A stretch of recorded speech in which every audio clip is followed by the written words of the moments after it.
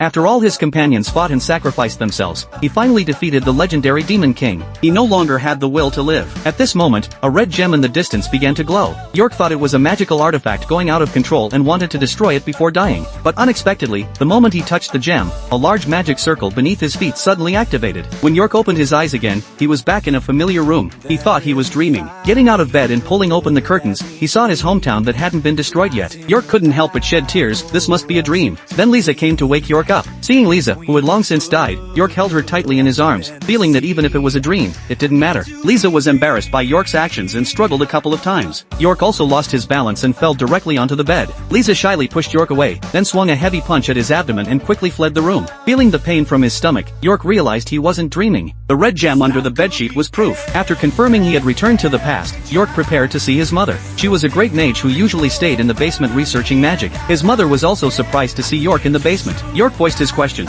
was there any spell that could make someone return to the past? His mother replied that there was. Although little known, spells that affect time did exist, but no one could cast them because they required enormous amounts of magical power. York was somewhat puzzled and asked what if magical artifacts were used. His mother said this idea was interesting. If magical artifacts were used as a medium to store magical power, it might indeed be possible. But storing such vast magical power would require at least 1,000 years. At this point, his mother found a book and said that in this world, there was no medium that could store the magical power needed to traverse time and space. If such a thing truly existed, it would be the heart of the dragon god that had long since disappeared.